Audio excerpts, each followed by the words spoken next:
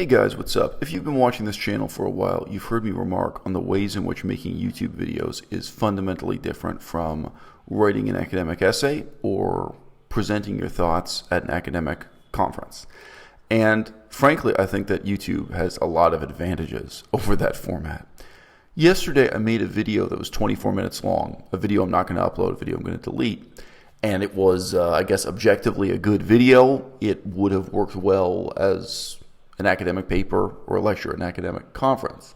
And, it kind of had that quality of being prevaricating and reasonable and representing various sides as if they all have a point. And this morning I woke up and I was wondering why it was that I was dissatisfied with that video, why it was I didn't want to upload it. And the truth is, it wasn't really being entirely honest with myself, and it wasn't really being entirely honest with the audience. The topic I wanted to discuss in that video was the question of why it is that veganism itself still has a debatable and debated definition within the movement. Why is it that we have many different people who not only adhere to this diet, but are out there propounding the movement, building the movement from different perspectives, working from a fundamentally different vision of veganism? And I think it's true if you were going to present that in a peer-reviewed paper or discuss it in an academic conference, you would make it seem that there are many different sides to the issue and that they're all somehow equally valid. That's not what I have to say. What I have to say is I didn't come up with my own approach to veganism for the sake of being different, or having a new idea, or with the impulse a painter might have to fill up the canvas with something original and different, maybe just something that painter hasn't seen before. I really came to my own thoughts about veganism because in surveying the existing literature and looking at what else was going on in the movement, philosophically, politically, and otherwise, I found it deeply flawed, deeply disturbing, incoherent, wrong, not just crazy in an inert sense, but so deeply wrong that it would drive others crazy. Now, what am I talking about? You can check out the book reviews playlist on this channel. I deeply disagree with the social justice approach of someone like Casey Taft. And I have a long, I think reasonable video, which is titled "Veganism is not a social justice movement," explaining why my definition of veganism is not based on social justice concepts. And I don't think it's kind of fair or reasonable to define veganism that way. I have a book review dealing with the philosophy of Will Kimlicka, who's not so well known outside of Canada, I guess, but he's a PhD holding career academic who's been advocating for veganism his entire life. He is in his way an influential author and person in the movement. And Will Kimlicka, his paradigm is so-called citizenship paradigm. So he is examining animals as if they are citizens in our society, as if they are entitled to things or engage in a social contract in the same way that a citizen is, and by the same token, our society or our government can require things of these animals. So to give an example of how this kind of leads to madness, he believes that rats and cockroaches and snakes all have a right to life, that their position within cities, the government is in no position to exterminate them, and on the contrary, he argues that the government ought to educate people so that they become less afraid of rats and snakes. He thinks that human beings have an irrational fear of these animals that's just based on biblical culture. Like because snakes are represented badly in the Bible, people are afraid of having snakes living in their basement and exterminate them for no reason. Same for rats and cockroaches, and how about bed bugs? Why don't we take it that far? He reasons in a sort of internally consistent way that again leads to madness.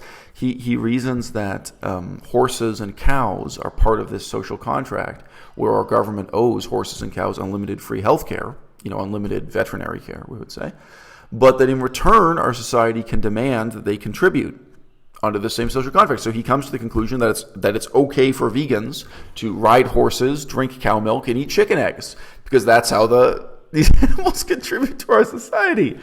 It's absurd. So he's vegan, but his citizenship approach to veganism leads to conclusions that are unvegan, even on the level of diet and day-to-day practice.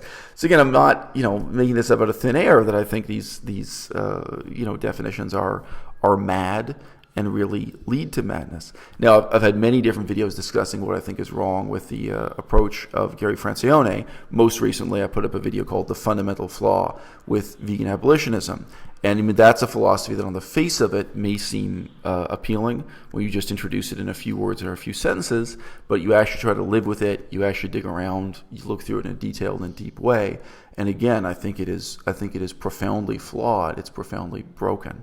So, I mean, it is true that in looking at the state of veganism today in 2017, we have a number of different definitions competing to be the legitimate definition of veganism. And two that don't have a particular author, but that are really worth mentioning here. One is the pet-based paradigm, the ownership of pets, dogs, cats, etc. You call it the love your pet paradigm or the animal rescue paradigm. And another is the speciesism paradigm, which I guess we should really say the anti-speciesism paradigm. So the love your pet paradigm is basically reasoning that says, well, the proper relationship between humans and animals is the relationship of a pet owner to a dog. And then they try to extend this to all animals. So to say that our society ought to treat all animals, whether cows or pigs or bears, in the same way that we treat dogs and cats. And you see this in vegan propaganda and being taken very seriously sometimes, where they show a piglet and they're showing human beings caring for this piglet the same way they would care for a puppy, right? Now, I've had many videos discussing this. I think you have to look at how that pig would live in nature, in a pack of its own animals, and what the relationship would be between animals and pigs in the forest, in the wild. And ultimately, long story short, you come to some deeply unsettling conclusions that no, in the same way that castrating a dog to change its behavior is wrong, castrating a pig to change its behavior is wrong, and trying to take what would be a wild animal, a pig that even if domesticated would very gladly become a feral pig, to force it to be a plaything for human beings, to force it to live its life on a couch, lying around on a couch while you watch TV. This is a deeply unnatural relationship between animals and humans, and a deeply unethical one. Ultimately, I don't even care that it's unnatural. I care that it's unethical. As I say, this to me is flawed both in principle and in practice. But this is a major paradigm. This is one of the most popular ways to define veganism, to think of veganism.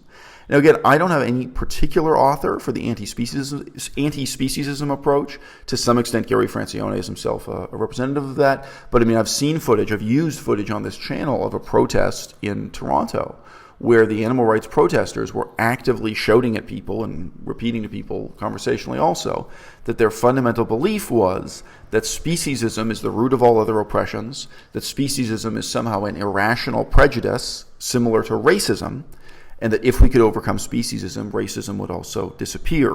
That somehow people just have an irrational prejudice towards, say, a wild boar. Wild boars, unlike the cute piglet in PETA videos, will very gladly kill and eat a human being in the wild. And I've had people write into me who had that experience, being attacked by wild boars in the forests of the Philippines, maybe in the forests of Thailand, other places where they go feral and really become a menace. I've also read about that in the United States and Australia. Of course, it can happen anywhere. The idea that your attitude towards a pig or a wild bear or the snakes in your basement, or the rats, or the cockroaches, that all of this is just an irrational prejudice that can be removed, and what will replace it when we remove it is loving relations between equals, such as today presumably unite black people and white people, in contrast to the irrational racism of the past, or in contrast to the model of slavery of the past. Again, I think this is a deeply flawed model. This is an approach that's wrong in principle and in practice, the same way that Will Tuttle, again, I've done a book review of Will Tuttle. Will Tuttle offers the promise that all violence in the world will end if we can remove the fundamental violence of human beings killing animals. Now, I don't believe that, and I think it's really useful to talk about racism in contexts where people aren't overly familiar with it. Maybe you're watching this video in Chicago and you're very familiar with racism between black people and white people. Well, have you given any thought to racism in southern Cambodia between Vietnamese people and Cambodian people? That's a culture. Those are two cultures that in many ways have a huge advantage in terms of vegetarianism. They have deep roots in Buddhism, Theravada Buddhism especially. It's quite possible that in those cultures, veganism will now grow, will become a bigger and bigger part of their culture. But let me tell you something. The Vietnamese are not going to stop hating the Cambodians, and the Cambodians are not going to stop hating the Vietnamese. It's not going to reduce racism, and it's not going to remove the fundamental causes they have for being at war with each other. They have a long history of being at war over that border and of moving the border one way or the other. I find that incredibly asinine and deeply flawed. So my point in this video is, I didn't come up with my own approach with what I call the wildlife management approach. There's a playlist on this channel just talking about the wildlife management approach. I didn't come up with it just to be different. I didn't come up with it just to have a new idea for the sake of having a new idea. I really came up with it because the definition of veganism itself that I saw my fellow vegans using across the board in the academic literature and just in street protests, in rhetoric, and privately when people talk to themselves, I found them deeply, deeply flawed. And both to be crazy in an inert sense, just evaluating the philosophy and saying this is crazy, and also to really have very negative effects on people that drive them crazy. You may think it's cute and harmless to see a video of Gary Yourofsky telling you that you should never kill cockroaches, that you should never kill mosquitoes, that you should never kill bed bugs. And I have a video on this channel, directly criticizing Gary Yourofsky and his claims that vegans should never kill insects. You may think that's cute. It may sound morally uplifting to hear this kind of rhetoric. But again, I actually think it's crazy when regarded in isolation, and I think it drives people crazy when they try to live with it. You've got one person who's vegan and their roommate is a meat eater, ridiculing them, saying, well, you say you're vegan, but in reality, you kill insects and you kill cockroaches. And then to have that person, that vegan, trying to articulate coherently what's really an incoherent philosophy, trying to take the internal contradictions they live with and put a good face on it and present to meat eaters that this is not contradictory, that this is the philosophy that makes sense, not only for them personally and privately, but for the whole world, that this is something they can make a political mandate out of to go out and change the world. That's putting vegans on a very, very weak footing.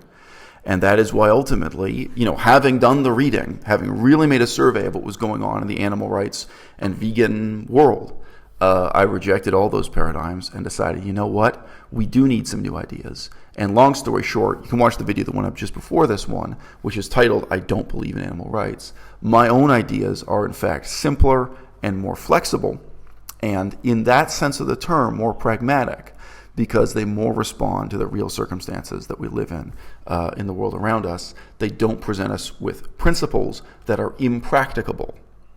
And I note that the official definition of veganism from the Vegan Society includes that crucial word, as far as is possible and practicable. So we have to think about what's practical for ourselves as individuals and for the future of the movement.